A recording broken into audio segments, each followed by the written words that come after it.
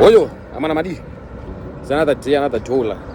I'm out here with Tripod Tent, tallest man on earth. And we're gonna go to town to shopping in Masin, you understand?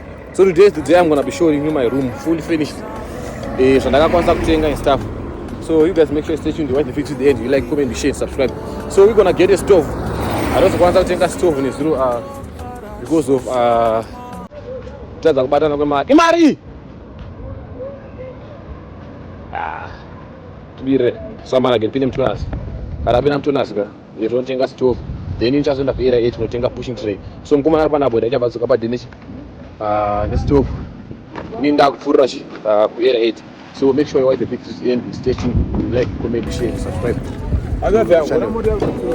And I watch more pinot cutting as some worry. See that out there. And now Wadani manyiza kwa milango yetu. Bana opapinde. Tinuro opapinde. Let's go. Opapinde. Wadani manyiza kwa milango yetu. Ciao. Baba ciao. Opapinde. Ciao re. Ciao.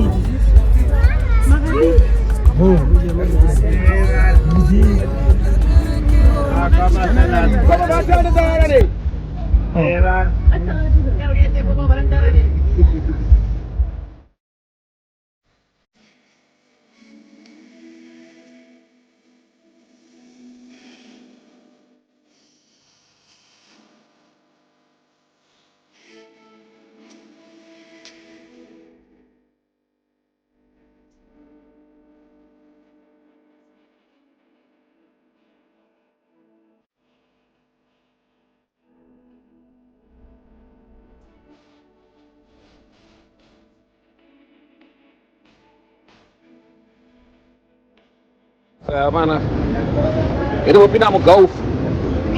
Não pisa mais, eu vou chegar no forno, aí foi eu. Eu vou pinar no golf, mana.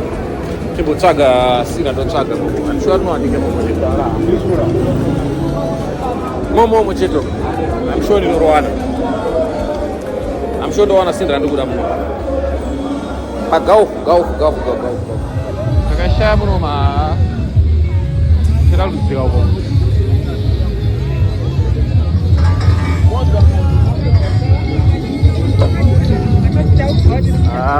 Amana golfa mna chisinu chiborimo.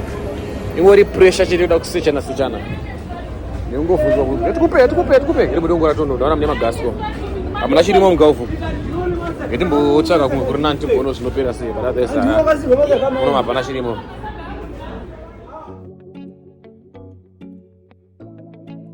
Sasa mana taona sira rachida. Shopping stove yatuda taiona. But now sako notora wallpaper ngwadziro rare ndakatenga mushop and then ndakanganwa nezuro. Ndakanganwa wallpaper roro, so I'm going there to take my wallpaper and then tutora stove. Yes, ndinozwa nzara guys. You know that every day pandopinda muno ude muno musina Bekasini. Please tell Bekasini should sponsor me because every day pandopinda town I make sure that I take Bekasini. Bekasini should sponsor me. And then I'm able to go to one or two things, you understand? And then dapedza and ndochizobaya ku Aglen kwa area 8 kwanaenda baya kwa kutenga ni green. Kutenga pushing tray. So stay tuned and watch the video and let's go. Guys, darwana sindrangu. Dirnori. Do prepara na chaure. Yori kana chipika pa paurela se. No, gonza se. Urinamira kuma zero so that mafuta aende kuma zero. Do sina tena no. So guys, now takwenda pa Dozi pa Bekasini. Tinotsvaka wano tuchekudya then tapedza tototenga stove nemaketeni uye manabaya kuarea 8 inota masina da kuitevo. So yeah, stay tuned and watch to the end. Let's go, let's get it. Zangu pana panomboera nyogara pakazara everyday, pangara pakangozara everyday.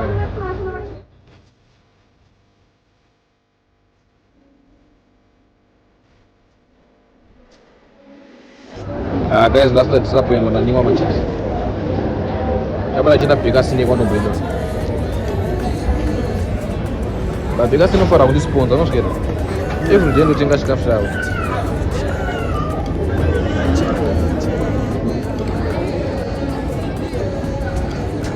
So guys, takuenda na Mama Musa. Look at Joiner. Yeah.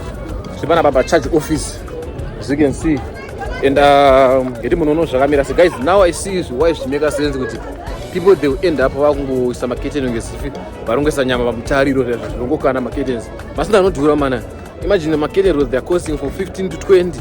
Maketens achona 15 to 20. You need $50 yengotenga keten road. Imagine. So guys, what about zvimazvonzi zvimapini zvezvo zvekupina keten zvezvo maybe zvinoda kana 10 mari zvikuita maseko topikira kanhu kaka. So guys, pakashata yetingoona kuti toita sei chokuona zvaina zvichidhura hakune kwatongorikanda kunge tikukanda pamutariro because pane zvimwe. Anyways guys, let's go and see what's popping. Tango Muhammad Musa wholesalers. So guys, we wanna go and look for kitten roads, nema kittens. And zviro zvekudedzera alright. Zvinoda kudedzera. But we don't have an option. Ande kwa Muhammad Musa don. Tuna kuzona zvinani. Guys, at an option, we still need to buy those things though. So pada kitten roads, a stove, and zviro zvekudhura. Yo, why is he even running? Zviro zvirikudhura man, asina kubuy zai. Maketen roads aritoenda kuma $15 riri 1, 15 to 20.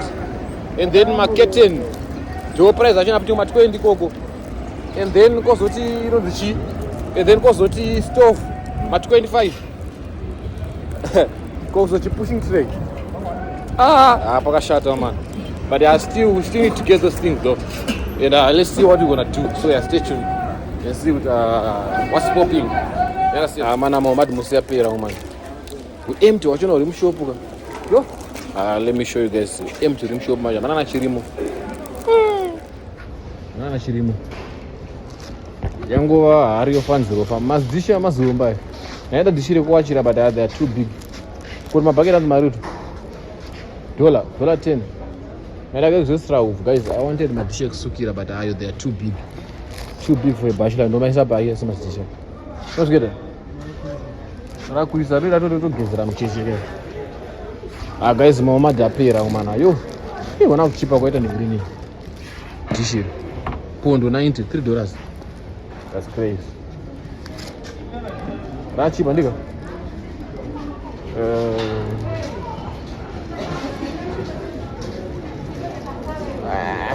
Muno mama namasinde jazi.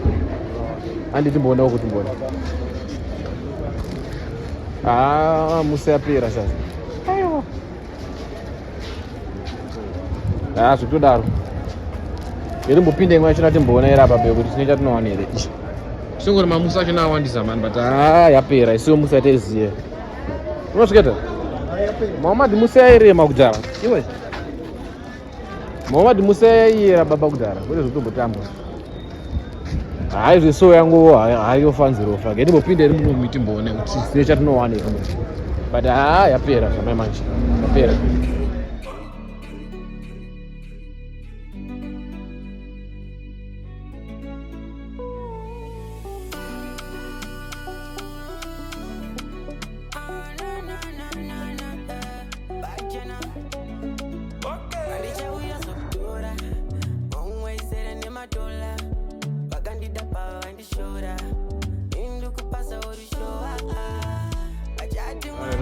Sama tatenga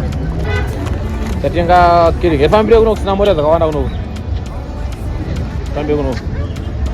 Amana tatenga kitten road. Zvimwe zvasiri plan pa zvatozopedza zvatozoma plan. Let me see. Riboga. 25 US down. Zvakaoma. Amana please watch my aids because pakanyangara pakashata.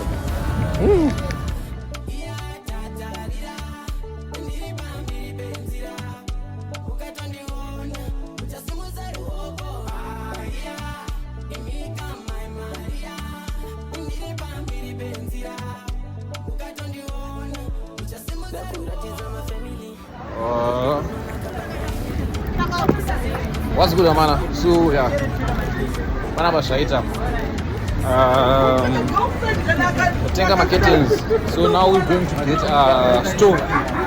Download stove and then Zoto it was Radaro. Do you understand? So yeah,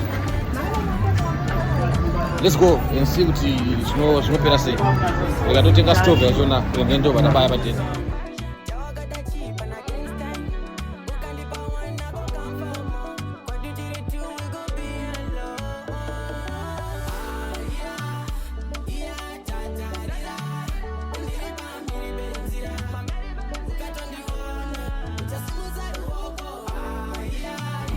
Samana ndakwidza mufeso wangu muzukuru wangu yawe abaya padeni stove ndakubaya kutotsvaga pushing tray.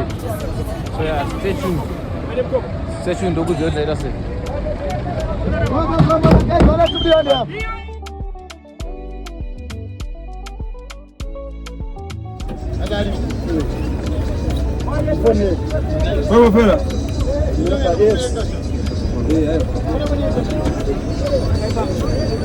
Mama ikangano.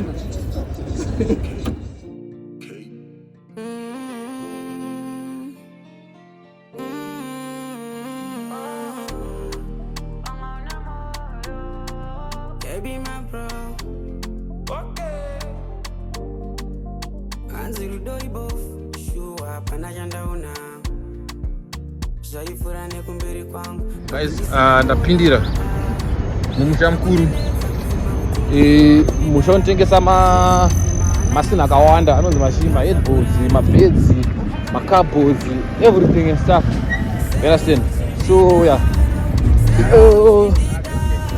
Let me go through mukati momo and yeah, I'll be showing you zvinofamba sei mukati momo. Ndome zvinhu zvachena zvesemo. So yeah, let's go and check what's happening. You understand? So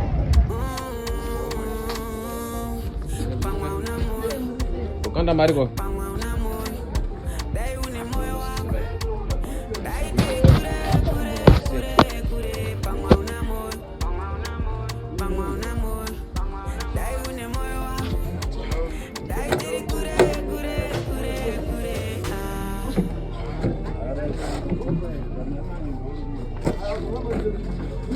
Sama ndakaona kana kacha.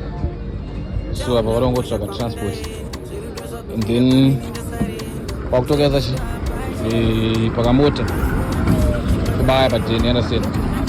So let me try to drive the green drive maybe and then yeah, zvinopera sei nepara in drive.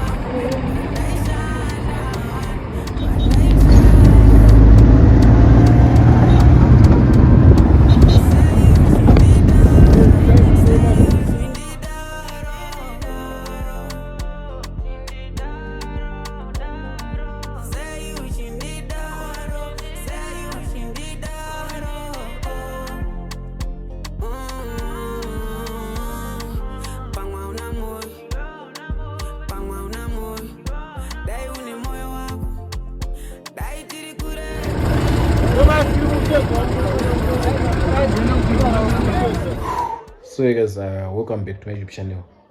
So guys, it's very hot, like I'm sweating, that's why I want to have this t-shirt. But anyways, I don't want to make this vlogs too long also, so that's one some clips. And what I'm gonna do, only I'm gonna be showing you whatever that I bought, and then in the next vlog I'm gonna be unboxing and Dorogeza, and I will show you my fully finished one room. Is it apartment? What is the difference between apartment and one room though? So guys, let me start by the bed. So this is the mattress, and I'm gonna be showing you, I'm gonna be telling you prices in the next vlog, so make sure you watch the next vlog. And yeah guys, I'm really tired, like for you. I have been working for the past 4 days. Now bed bridge say I've been shopping and I did not even rest, so I'm very tired. Let me show you Tenga for today, and then I'll go home, bath and rest and start editing vlogs also. Maybe I'll come here later today to pack the house and clean the walls. As you can see, the walls, they are dirty. And there one thing about this room, there's no ceiling, as you can see. Yeah, that's the only problem that I have with this room, ceiling only. But everything is fine, everything is perfect, and it's a very nice room. So you guys, we're gonna start with the bed, and then after that's the mattress, right? And this is the bed. As you can see, it's a high quality bed, very nice. I'm gonna be telling you the prices in the next vlog. And then we come here, it's a pushing tray. Do I paste out tenga? The walls they're very dirty. I have to clean them. Tabe papu. We're going to the fleece. Yo, guys, those things they costed me a lot. The pillows, this pillow and the other pillow. Then we come to the wallpaper. Everything that you see here is new, right? Wallpaper. And then we come to the blanket. Oh, it's just tired. And then after the blanket, we come into the rod, the curtain rod. Very expensive. Yo, guys, I didn't know that this stuff are very expensive like this. So I'm gonna put it here. I'm gonna hang it on there, and then I'm gonna hang it there also. And then Tabe Papu, we're gonna come to the very expensive curtain also. This one is in here, so we're gonna put it on the rod, but not take it out on those rings, as you can see. So it's gonna be covering this window. I'm gonna clean it also. So I chose to put gray inside my house, as you can see. And then after that, we're gonna come to the headboard. A very nice, expensive headboard, as you can see. And then yeah, actually okay, we're gonna come to the glass stove. Oh, glass stove, automatic gas stove. Like, yo, it's crazy. And then we're gonna come to the room and more piacho. And then here we've got pots. We're not gonna darkness. Let me bring this one here. We've got a shoe rack. This is a shoe rack. Very expensive also. Everything. I didn't know buying stuff is so expensive like this. And then here we come the buckets. Inside there's a bowel, plates, forks, spoons, knives, all the cutlery and cups, they are inside there. And then here we've got a, oh, I forgot to buy a carpet. I forgot to buy a carpet, but I think I'm gonna buy a carpet like this one, because I bought a mat. So nice. I think gray is nice for me, guys. I don't know what you think. As you can see, my bed is gray. It's a gray bed, as you can see. And then it's a gray chimeti, a gray headboard, a gray pushing tray, and a gray fleece, gray blankets. And manje, pa bedding manje, I'm gonna show you. So guys, as you can see, this is a gray dust pan, this is a gas tank.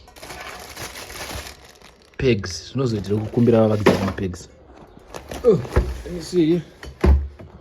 Gas tank, new gas tank, and for bedding, man. This is what happened for bedding. I bought my winter sheets. They were expensive also. I'm gonna be showing you the price and telling you the price in the next vlog. So make sure you don't miss out the next vlog, especially if you wanna move out and you wanna stay alone. If you wanna move out, guys, advise the dog stay at home with your parents, right? I don't know my winter sheets are. So I'm cutting my pillowcases. Arimo. Nature bed cover, cheptanga, plain bed cover, and then my pillowcase, my winter sheets, white color. I don't know how white is gonna look like pa gray headboard in the gray bed and pa gray bedding also, but I think it's gonna look mwah. I know it's not China, so yeah. Powder mkaza pa nachwacha para kurorwa. So guys, this is stuff I bought. Guys, everything guys are seeing here is new. I know it's small things, or it might be things that are not making sense, but to me, it's a very big achievement. You know, yo, I don't know, man. I just want to thank God. So, guys, please continue watching the ads, subscribing, liking, commenting, sharing, and commenting everything, man. Do what you can do to push your boy, whatever you can do. So, guys, that's everything that I bought here, and this is my new room. I'm gonna be showing you the new. I don't know where I get the word showing. But I'm going to show you the whole room after everything is sorted. You understand? So make sure you stay tuned. You watch the video to the end. You like, comment, you share, and you subscribe to my YouTube channel. So yeah, let's get into it. Thank you.